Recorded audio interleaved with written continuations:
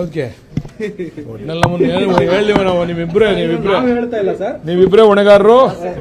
ನಮ್ಗೆ ಏನಾರು ಆದ್ರೆ ಯಾವ ಶಾಸಕರು ನಿಮ್ಮ ಶಾಸಕರಾದಂತ ಇಕ್ಬಾಲ್ ಅಶ್ವಿನ್ ಅವರು ಹೇಳಿದ್ದಾರೆ, ಯಾವಾಗ ಬಾಲಕೃಷ್ಣ ಅವರ ನೇತೃತ್ವದಲ್ಲಿ ದೆಹಲಿಗೆ ಹೋಗ್ತಾ ಇದ್ದೇವೆ, ಇಲ್ಲ ಅಂದ್ರೆ ಖರ್ಗೆ ಅವರನ್ನ ಸದಾಶಿವನಗರದಲ್ಲಿ ಭೇಟಿ ಮಾಡ್ತೇವೆ ಅಂತ ಹೇಳ್ತಿದ್ದಾರೆ.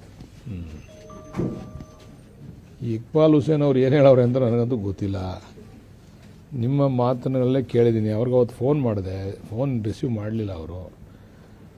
ಅದರಿಂದ ಇಲ್ಲಿ ಯಾರ ನೇತೃತ್ವನೂ ಅವಶ್ಯಕತೆ ಇಲ್ಲ. ಡಿ ಕೆ ಶಿವಕುಮಾರ್ ಅವ್ರಿಗೆ ಅವ್ರದ್ದೇ ಆದಂಥ ಶಕ್ತಿ ಇದೆ ಆಗಲಿಕ್ಕೆ. ಯಾರೋ ಹೋಗಿ ನಾನೇನೋ ಹೋಗ್ಬಿಟ್ಟು ಅಲ್ಲಿ ಮಾಡಿಸ್ತೆ ಅಂತಕ್ಕಂಥದ್ದು, ನಾನೇನೋ ಹೋಗ್ಬಿಟ್ಟು ಏನೋ ಬಿಲ್ಡಪ್ ಕೊಡೋದು, ಅದೆಲ್ಲ ಆಗೋದು ಬೇಡ.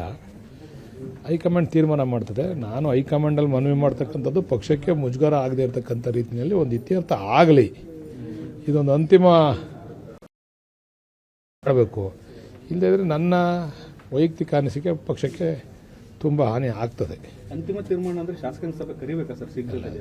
ಶಾಸಕ ಏನಾರ ಮಾಡಲಿ, ಹೈಕಮಾಂಡ್ ಕೂಡಲೇ ಮಧ್ಯಪ್ರವೇಶ ಮಾಡಿ ಅದು ಜನಗಳಿಗೆ ಒಂದು ಕ್ಲಾರಿಟಿ ಬರಬೇಕು. ಎಮ್ ಎಲ್ ಎಗಳಿಗೂ ಕೂಡ ಒಂದು ಕ್ಲಾರಿಟಿ ಬರೋಂಗೆ ತೀರ್ಮಾನ ಆಗಬೇಕು. ಇಲ್ಲ ಅಂತಂದರೆ ಪಕ್ಷಕ್ಕೆ ಹಾನಿ ಆಗ್ತದೆ, ಹಂತವಾಗಿ ಪಕ್ಷ ಕ್ಷೀಣಿಸ್ತದೆ.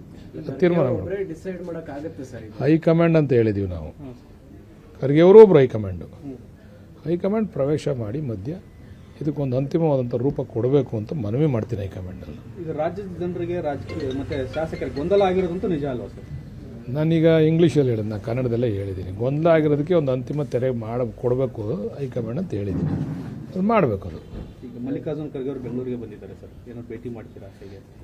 ಇಲ್ಲ ಆ ಥರ ಅಲ್ಲ, ನಾನು ಕ್ಯಾಶುವಲ್ ಭೇಟಿ ಮಾಡ್ತೀನಿ. ಈ ವಿಚಾರದ ನಾನು ಹೇಳಿದ್ದೀನಿ, I am junior to speak regarding this issue. ಈ ವಿಚಾರದಲ್ಲಿ ಹೋಗಿ ನಾನು ನೀವು ಹೀಗೆ ಮಾಡಿ ಹಂಗೆ ಮಾಡಿ ಅಂತ ಕೇಳೋ ಮಟ್ಟಕ್ಕೆ ನಾನು ಹೋಗಲಿಕ್ಕೆ, ನಾನು ಜೂನಿಯರ್, ನನ್ನ ವ್ಯಾಪ್ತಿಗೆ ಮೀರಿದ್ದದು. ಅದಕ್ಕೆ ಭೇಟಿ ಮಾಡ್ತೀನಿ ಅವ್ರನ್ನ, ಬಟ್ ಕ್ಯಾಶುವಲ್ ಆಗಿ. ಬಟ್ ಈ ವಿಚಾರಗಳೇನು ಅವ್ರಿಗೆ ನೀವೆಲ್ಲ ಮಾಧ್ಯಮದಲ್ಲಿ ತೋರಿಸ್ತಾ ಇದ್ದೀರಾ, ಅವರು ಕೂಡ ಅದನ್ನು ಅಬ್ಸರ್ವ್ ಮಾಡ್ತಾರೋದ್ರಿಂದ ಕೂಡಲೇ ಇದಕ್ಕೆ ಒಂದು ಅಂತಿಮ ತೆರೆ ಎಳಿಬೇಕು ಹೈಕಮಾಂಡ್. ಇದು ಅಂತಿಮವಾಗಿ ಶಕ್ತಿ ಇರ್ತಕ್ಕಂಥದ್ದು ಹೈಕಮಾಂಡ್ಗೆ ಏನು ಮಾಡಬೇಕು ಅಂತ ಹೇಳಿ. ರಾಜ್ಯ ಉಸ್ತುವಾರಿಗಳು ಇದನ್ನು ಮೊದಲೇ ಗ್ರಹಿಸಬೇಕಾಗಿತ್ತು. ಇಲ್ಲಿ ತನಕ ಹೋಗ್ಲಿಕ್ಕೆ ಅವ್ರು ಬಿಡಬಾರ್ದು. ಈ ಬೆಳವಣಿಗೆ ಆಗಿರೋದೇ ಎಲ್ಲಿ ತನಕ ಈಗ ಆಯ್ತು. ಎಲ್ಲಿ ತನಕ ಹೋಗೋದೆ? ಡೆಲ್ಲಿ ತನಕ ಹೋಗಿದೆ. ಡೆಲ್ಲಿಗೆ ಇದಕ್ಕೆ ಹೋಗೋರು ಅಂತ ಹೆಂಗೆ ಗೊತ್ತು ನಿಮಗೆ? ಏನಕ್ಕೆ ಹೋದ್ರು ಅಂತಂದ್ರೆ ಹೇಳ್ಬೇಕು. ನಿಮ್ಗೆ ಎಂದು ಗೊತ್ತು?